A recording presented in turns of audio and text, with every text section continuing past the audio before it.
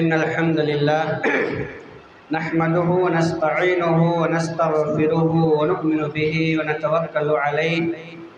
ونعوذ بالله من شرور أنفسنا ومن سيئات أعمالنا من يهده الله فلا مضل له ومن يضلل فلا هادي له وأشهد أن لا إله إلا الله وحده لا شريك له وأشهد أن محمدًا عبده ورسوله أما بعد فإن خير الحديث كتاب الله وخير الهدي هدي محمد صلى الله عليه وسلم وشر الأمور محدثاتها وكل محدثة بدعة وكل بدعة ضلالة وكل ضلالة في النار. وقد قال الله تبارك وتعالى في القرآن المجيد والفرقان الحميد: يا أيها الذين آمنوا اتقوا الله حق تقاته ولا تموتن إلا وأنتم مسلمون. يا أيها الناس اتقوا ربكم الذي خلقكم من نفس واحدة وخلق منها زوجها وبث منهما رجالا كثيرا ونساء واتقوا الله الذي تساءلون به والأرحام إن الله كان عليكم رقيبا.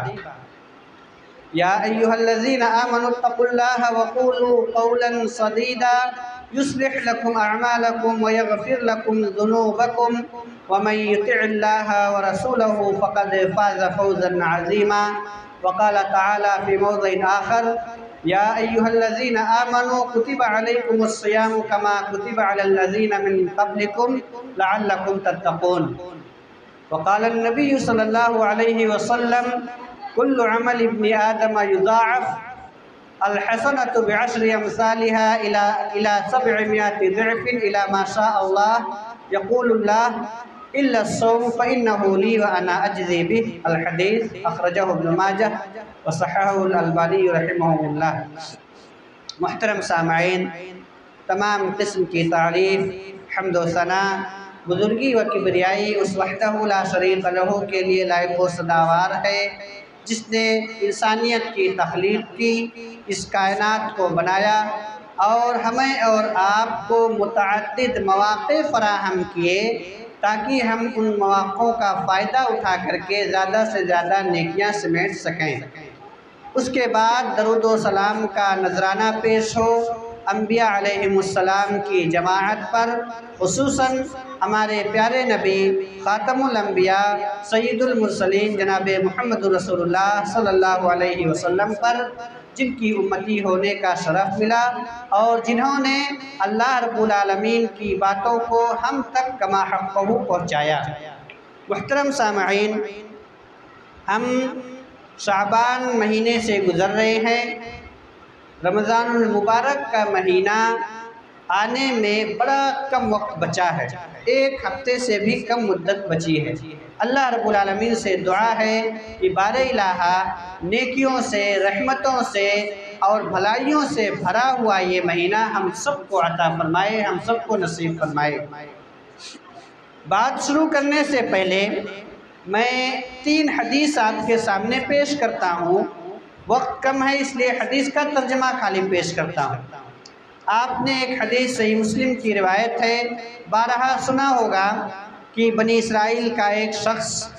کہیں سفر پر جا رہا تھا، اسے پیاس لگی، ایک کنویں کے پاس جاتا ہے، اس کنویں میں اتر کر پانی پیتا ہے. جب کنویں سے باہر نکل کر آتا ہے تو دیکھتا ہے کہ ایک کتا شدید پیاس کی عالم میں اس کنویں کے آس پاس جو گیلی مٹی ہے اس گیلی مٹی کو چاٹ رہا ہے، اس گیلی مٹی کو چاٹ رہا ہے تاکہ اس کی پیاس کچھ بجھے. آدمی نے سوچا کہ اس کتے کو بھی اتنی ہی شدت سے پیاس لگی ہے جو کچھ وقت پہلے مجھے بھی لگی تھی. لہذا وہ آدمی کنویں میں اترتا ہے، اپنے موزے کے اندر پانی بھرتا ہے. آپ کو پتہ ہونا چاہیے کہ عرب میں چمڑے کا موزہ استعمال ہوتا ہے جس میں پانی بھرا جا سکتا ہے. اس موزے میں پانی بھرتا ہے، اپنے دانت سے دباتا ہے اس موزے کو، کنویں سے باہر نکلتا ہے، اس پیاسے کتے کو پانی پلاتا ہے. کتا ایک حقیر جانور ہے، گندا جانور ہے، شریعت اسلامیہ نے اسے ناپاک کہا ہے کہ اگر کتا بھیگا ہوا ہے وہ آپ کے جسم سے ٹچ ہو جائے، آپ کے کپڑے سے ٹچ ہو جائے تو آپ کا کپڑا ناپاک ہو جائے گا، یا اسی طرح سے اس کی رال، اس کی تھوک اگر آپ کے کپڑے پہ، آپ کے بدن پر لگ جائے تو آپ ناپاک ہو جائیں گے، آپ کا کپڑا ناپاک ہو جائے گا۔ اللہ رب العالمین اس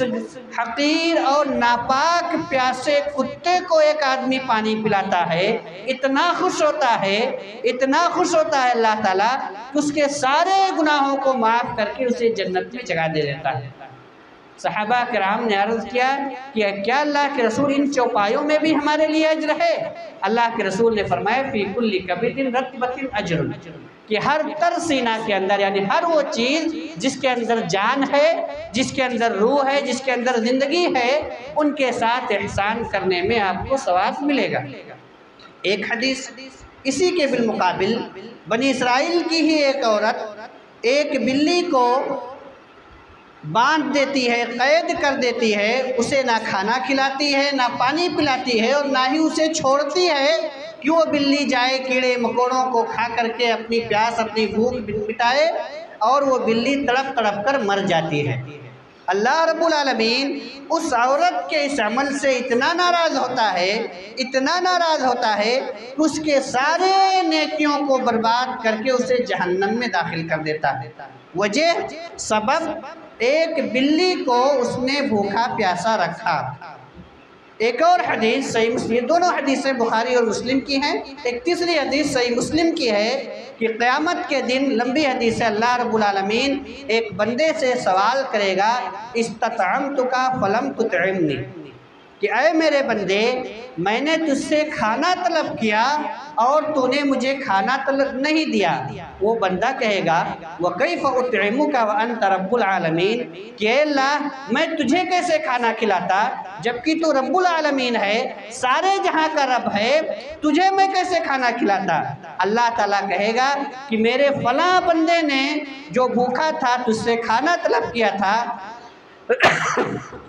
تو نے اسے کھانا نہیں کھلایا، اگر اس دن تو اسے کھانا کھلا دیتا تو آج اس کے ثواب کو میرے پاس پاتا۔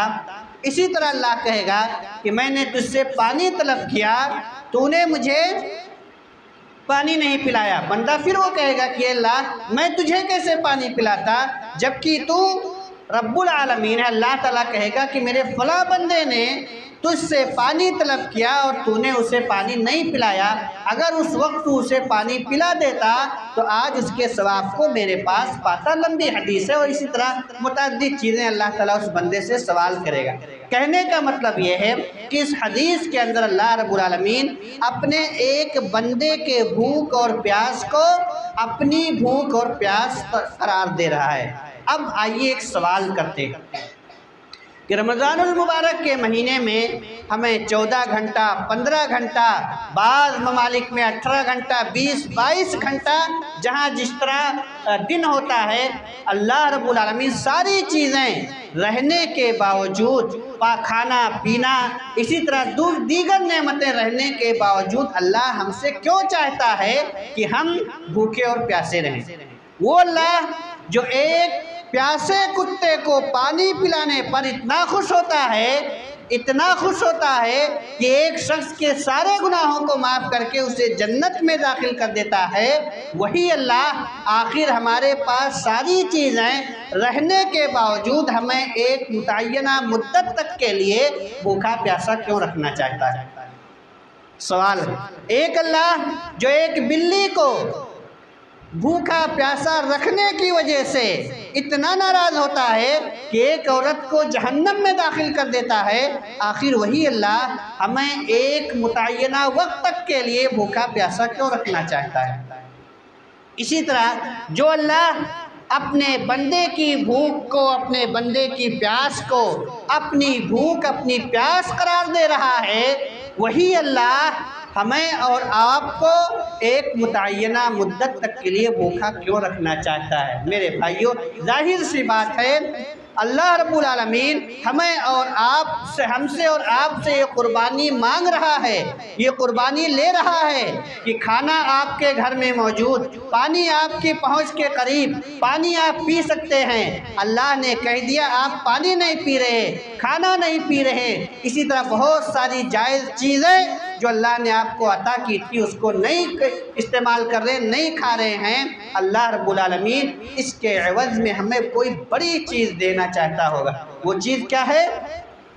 کہ اللہ رب العالمین نے قرآن مجید کے اندر ارشاد فرمایا یا ایھا الذین آمنوا کتب علیکم الصیام کما کتب علی الذین من قبلکم لعلکم تتقون۔ اللہ نے اس آیت کے اندر روزے کا مقصد بتلایا کہ میں کیوں بھوکا پیاسا رکھنا چاہتا ہوں، میں کیوں تمہیں جائز چیزوں سے ایک متعینہ مدت تک کے لیے روک رہا ہوں۔ اللہ نے کہا کہ اے وہ لوگوں جو ایمان لائے، تم پر روزہ اسی طرح فرض کیا گیا ہے جیسا کہ تم سے پہلے امتوں پر فرض تھا۔ وجہ کیا ہے، سبب کیا ہے، لعلکم تتقون، تاکہ تم کیا بن جاؤ، متقی بن جاؤ، پرہیزگار بن جاؤ، اللہ رب العالمین سے ڈرنے والا بن جاؤ۔ تو میرے بھائیوں، روزے کو اللہ نے ہم پر اس لیے فرض کیا تاکہ ہم اللہ سے ڈرنے والا بن جائیں، متقی بن جائیں، پرہیزگار بن جائیں۔ اور ظاہر سی بات ہے کہ جو متقی بن گیا، جو پرہیزگار بن گیا، جو اللہ سے ڈرنے والا بن گیا، اس کا ٹھکانہ کیا ہے، جنت ہے۔ جیسے کہ جنت کے متعلق اللہ رب العالمین نے بے شمار جگہوں پر قرآن مجید کے اندر ارشاد فرمایا اعدت للمتقین، کہ اس جنت کو متقیوں کے لیے تیار کیا گیا ہے، اس جنت کو متقیوں اور پرہیزگاروں کے لیے بنایا گیا ہے۔ تو کہنے کا مطلب یہ ہے، دوسرے معنوں میں آپ یہ کہہ لیں کہ اللہ رب العالمین نے اس روزے کو ہم پر فرض کر کے ہم پر بہت بڑا احسان کیا ہے۔ اللہ نے اس روزے کو ہم پر فرض کر کے یہ چاہا ہے کہ ہم جنتی بن جائیں۔ اللہ نے اس روزے کو جنت حاصل کرنے کا ایک اہم ذریعہ بنا دیا ہے۔ یہی وجہ ہے کہ اس کے ثواب کو اللہ رب العالمین نے بے شمار رکھا ہے، اس کی کوئی انتہا ہی نہیں۔ حدیث ہے جس کا میں نے خطبہ حاجہ کے بعد جس حدیث کی تلاوت کی کہ اللہ کے رسول صلی اللہ علیہ وسلم نے ارشاد فرمایا کل عمل ابن آدم یضاعف، کہ آدم کی ہر نیکی کو بڑھا کر دیا جاتا ہے، ابن آدم کی ہر نیکی کو، انسان کی ہر نیکی کو بڑھا چڑھا کر دیا جاتا ہے۔ الحسنۃ بعشر امثالھا، ایک نیکی کو 10 گنا، 10 گنا سے لے کر 700 گنا الی ما شاء اللہ، اور 700 گنا سے بھی زیادہ جتنا اللہ تعالیٰ چاہے، جتنا اللہ تعالیٰ چاہے۔ ایک نیکی آپ کرتے ہیں، ایک ثواب کا کام کرتے ہیں، اللہ رب العالمین 1 سے 10، 10 سے 700 گنا، اور 700 گنا سے بھی جتنا اللہ رب العالمین چاہے تمہیں نیکی دیتا ہے۔ لیکن روزے کے متعلق اللہ نے فرمایا لیکن ان نیکیوں کی کوئی نہ کوئی ایک حد ہے، ایک لمٹ ہے، ایک حد ہے، ایک لمٹ ہے۔ آپ ایک نیکی کرو گے اللہ بے شمار نیکیاں دے گا، لیکن اس کی کوئی ایک حد ہوگی، ایک لمٹ ہوگی، ایک انتہا ہوگی۔ روزے کے متعلق اللہ رب العالمین نے ارشاد فرمایا الا الصوم فانہ لی وانا اجزی بہ، کہ سوائے روزے کے، اس لیے کہ بندہ روزہ میرے لیے رکھتا ہے، روزہ میرے لیے ہے اور میں ہی اس کا بدلہ دوں گا۔ یعنی اللہ رب العالمین نے، اللہ کے رسول صلی اللہ علیہ وسلم نے اس حدیث کے اندر یہ بتلانے کی کوشش کی ہے کہ روزے کے ثواب کی کوئی حد ہی نہیں ہے، کوئی انتہا ہی نہیں ہے۔ اللہ رب العالمین کہہ رہا ہے کہ وہ میرے لیے ہے اور میں ہی اس کا بدلہ دوں گا۔ کیا مطلب کہ اللہ رب العالمین جب دینے پر آ جائے تو اللہ کی ذات کتنی بڑی ہے، اس کا خزانہ کتنا وسیع ہے، اللہ رب العالمین کتنا زیادہ دینے والا ہے، کتنا نواز دے، کتنا عطا کر دے، میرے بھائیوں آپ اس کا اندازہ نہیں کر سکتے۔ تو گویا کہ اللہ رب العالمین نے رمضان المبارک کے اس روزے کو ہم پر فرض کر کے ہم پر احسان کیا ہے، ہمیں جنت حاصل کرنے کا ایک عظیم موقع عطا کیا ہے۔ اب یہ موقع عنقریب ہمارے پاس آنے والا ہے، عنقریب رمضان المبارک کا یہ مہینہ ہمارے پاس آئے گا۔ ہم نے اس کے لیے کیا تیاری کی؟ کیا ہم نے اس کے لیے کوئی پلاننگ کی؟ کیا ہم نے اس کے لیے کوئی تیاری کی؟ کہ رمضان المبارک کا مہینہ آ رہا ہے، ہمارے پاس کاروبار ہے، ہم کام کرتے ہیں، ہم مزدوری کرتے ہیں، محنت کرتے ہیں، تو کیا آپ نے اپنے کام کی کوئی ترتیب بنائی ابھی سے کہ رمضان المبارک کے مہینے میں میرا کام بھی ہوتا رہے، میرا کاروبار بھی چلتا رہے، میں دکان پر بھی بیٹھوں، اپنے کاروبار کو بھی چلاؤں اور عبادتیں متاثر نہ ہو، قرآن مجید کی تلاوت متاثر نہ ہو، روزہ ہمارا متاثر نہ ہو، ہم روزے کو رکھ سکیں؟ یا لوگوں کے سامنے ہم جاتے ہیں، کاروبار ہم کرتے ہیں، ہم کئی لوگوں سے ملتے ہیں، کئی طرح کے لوگوں سے ملتے ہیں، کیا ہم نے کوئی پلاننگ کی کہ ہماری زبان سے جھوٹ نہ نکلے، ہماری زبان سے جھوٹ نہ نکلے، ہماری زبان سے غلط بات نہ نکلے؟ کیا ہم نے کوئی پلاننگ کی؟ میرے بھائیوں، اگر آپ نے پلاننگ کی، آپ نے تیاری کی، بہت اچھے، آپ سعادت مند ہیں، خوش نصیب ہیں کہ رمضان المبارک کا یہ مہینہ جو کہ نیکیوں سے بھرا ہوا ہے، بھلائیوں سے بھرا ہوا ہے، جنت حاصل کرنے کا ایک عظیم ذریعہ ہے، آپ نے اس کے لیے پلاننگ کی، آپ نے تیاری کی، بہت اچھی بات ہے، آپ خوش بخت اور خوش نصیب ہیں۔ لیکن بدقسمتی سے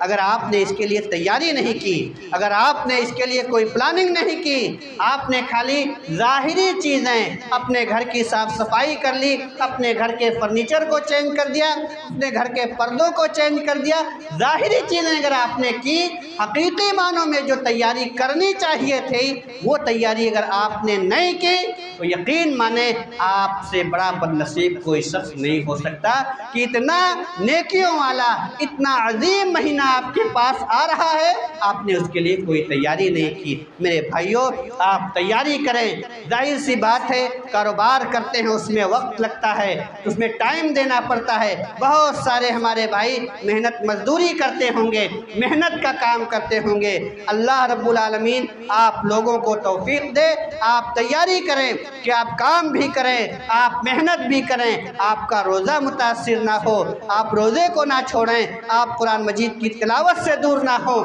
اللہ کے ذکر و اذکار سے دور نہ ہوں۔ اسی طرح میرے بھائیوں، رمضان اور قرآن کا بہت گہرا تعلق ہے، رمضان اور قرآن کا بہت گہرا تعلق ہے۔ رمضان ہی کا وہ مہینہ ہے جس میں اللہ رب العالمین نے قرآن مجید کو یکبارگی، شہر رمضان الذی انزل فیہ القرآن،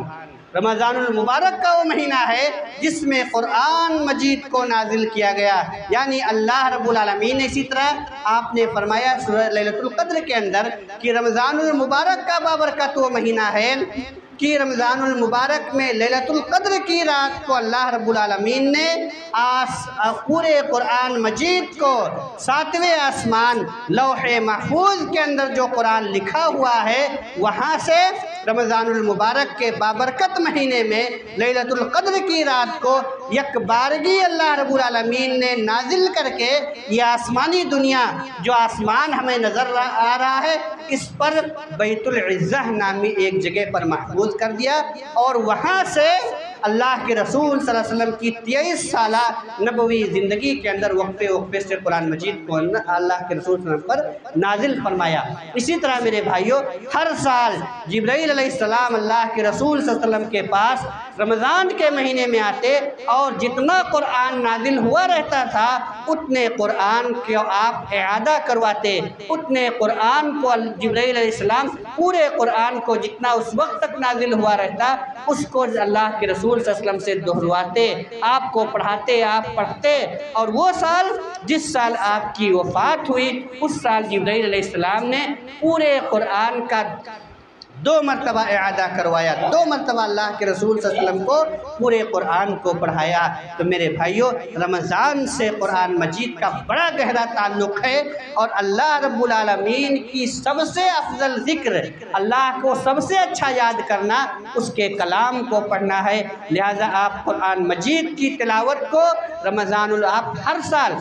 دن کے ہر روز آپ قرآن مجید کی تلاوت کو اپنا معمول بنائیں، لیکن خاص طور سے رمضان المبارک مبارک کے مہینے میں ابھی سے آپ 1 گھنٹہ 2 گھنٹہ جتنا آپ سے ممکن ہو سکے اتنی ٹائمنگ سیٹ کر لیجئے، اور 1 گھنٹہ 2 گھنٹہ جتنا آپ سے ممکن ہو سکے اتنا آپ ابھی سے ٹائم سیٹ کر لیجئے کہ میں روزانہ اتنا گھنٹہ قرآن مجید کی تلاوت کو دوں گا۔ آپ قرآن مجید کی تلاوت کریں، اسی طرح سے دیگر جو نیک کام ہیں، صدقات و خیرات ہیں، اسی طرح نمازوں کا اہتمام، نوافل کا اہتمام، یہ ساری چیزوں کی آپ ابھی سے پلاننگ کر لیں، اور جیسے ہی رمضان المبارک کا مہینہ آئے آپ اس پلاننگ کے مطابق عمل کریں۔ اللہ رب العالمین سے دعا ہے کہ بار الہ ہم سب کو رمضان المبارک کا مہینہ نصیب عطا فرمائے۔ یا اللہ ہمیں توفیق دے کہ آنے والے رمضان المبارک مہینے کے تعلق سے ہم اچھی طرح سے تیاری کریں، اچھی طرح سے پلاننگ کریں۔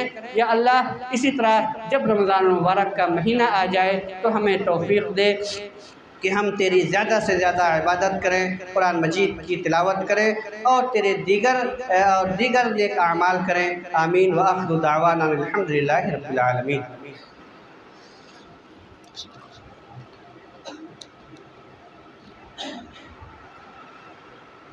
الحمد لله نحمده ونستعينه ونستغفره ونؤمن به ونتوكل عليه ونعوذ بالله من شرور أنفسنا ومن سيئات أعمالنا، من يهده الله فلا مضل له ومن يضلل فلا هادي له، وأشهد أن لا إله إلا الله وحده لا شريك له، وأشهد أن محمدا عبده ورسوله، أما بعد فقد قال النبي صلى الله عليه وسلم من بنى لله مسجدا بنى الله له بيتا في الجنة۔ محترم سامعین، مساجد یہ دنیا کے اندر اللہ رب العالمین کے گھر ہیں۔ مساجد کی دیکھ بھال، مساجد کو عبادتوں کے ذریعے، ذکر و اذکار کے ذریعے آباد کرنا، یہ اہل ایمان اور اہل جنت کی علامت ہے۔ آپ کے علاقے کی آپ کی اپنی مسجد زیر تعمیر ہے، اس میں توسیع کا کام ہو رہا ہے، آپ اس میں بڑھ چڑھ کے حصہ لیں۔ رمضان المبارک کا یہ بابرکت مہینہ آ رہا ہے،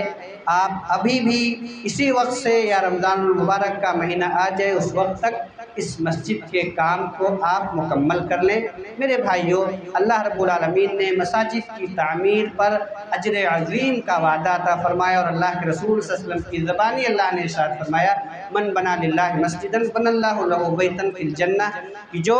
اللہ کے لیے دنیا میں مسجد بنائے گا، اللہ اس کے لیے جنت میں اپنا